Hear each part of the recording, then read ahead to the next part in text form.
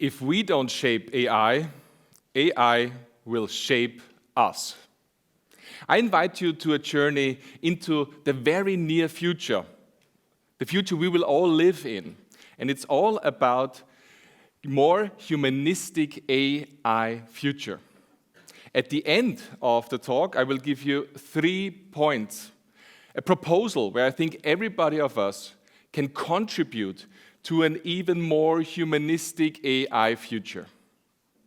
Digital humanism means that tech is for us people and not only for business profit.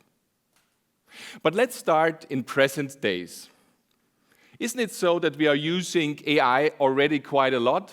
You know it. It's on our devices when you listen to Spotify or any other music service, then it's clear that it learns from you and it proposes you the right tunes. That's good, okay, so we know that. And of course, if we are on social media, then we know already that the only purpose of this AI algorithm configuring our timeline is to let us sit there and scroll and scroll and scroll to put more advertising in front of our face. So AI is in our lives already. And it goes on and on and on. I have a friend, and he plays basketball, and when his team loses a game, he doesn't consult his coach. He talks with Snapchat, my AI. And I'm asking him, what does it give it to you? And he says, well, my coach doesn't have time, and this guy is motivating me to train, to make the best out of the next game. So it's so close at hand. So when we think 15 years into the future, might it be so that someone that you know probably falls in love with an AI? Why should he or she do that? Because this AI is always there. It knows you better than you know yourself. It's caring. It's talking nicely to you. Is this something that we want? Question mark. Or how is it in the future with the schools? I know that a lot of you are students, professors, and we all live in this education system. How will AI change it? Today, cohorts of teachers and professors are pushing theory to the short-term memory of the students and pupils, right? And then you do the exam and you forget about it, and okay, so we know that. So let's start to have a different life in school where AI is giving you maybe a gameful, a joyful learning path, totally individual for everybody. And then probably we don't need any degrees anymore. No more grades, No more grades are needed, right? Why? Because AI will tell you when you're ready for the next step. So isn't that a good future? Question marks. If we have this time and we save this time and we still have the schools, wouldn't it be a great place for teachers to help us to live and learn a social life without AI and without any smartphones? That is a future that is possible. But maybe it's also that with all the time that we save in our work and in our family life, we again spend with the machine.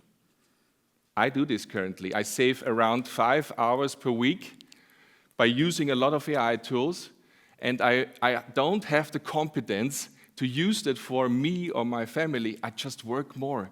So I see where the things can go, and I'm not sure if I want to do this. Still, I'm using the tools. I need to understand them, and I'm testing them. And as a lecturer on a business school, I cloned myself. There is an AI teacher clone of me, and I use it to give the students 2 weeks before the seminar the possibility to chat with my clone and get all the theory.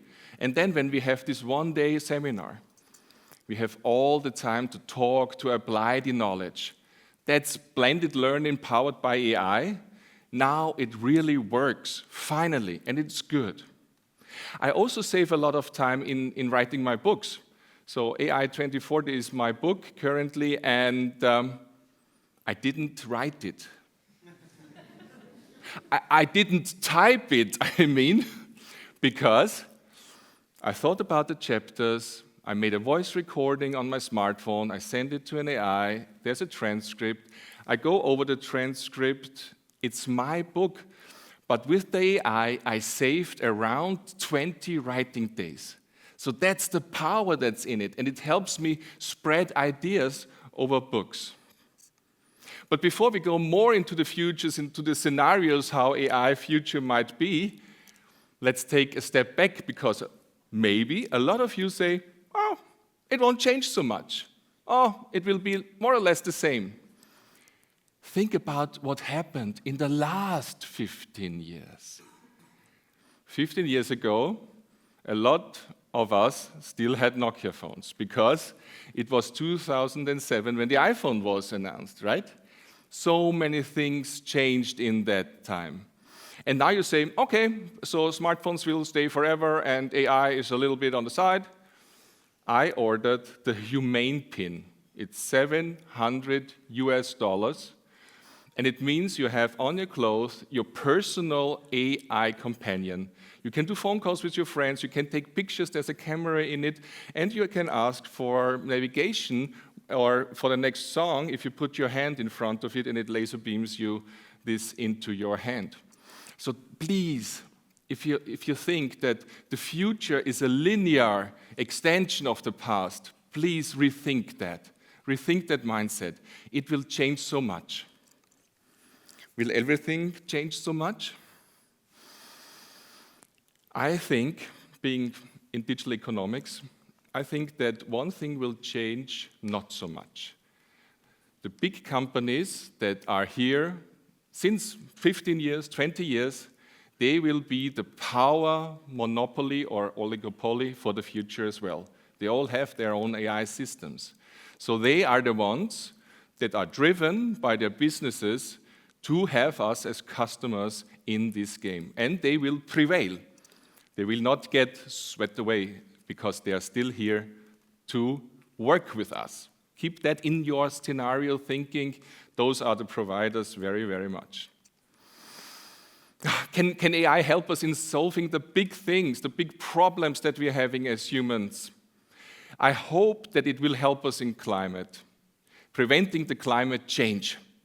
Actually, I'm worried because I try to be more environmental friendly and I feel that I'm a little bit lazy and I still have a car and the things I do are not really to reduce all the things that are influencing our climate. So do I need an AI buddy to nudge me every day into a more environmental friendly life?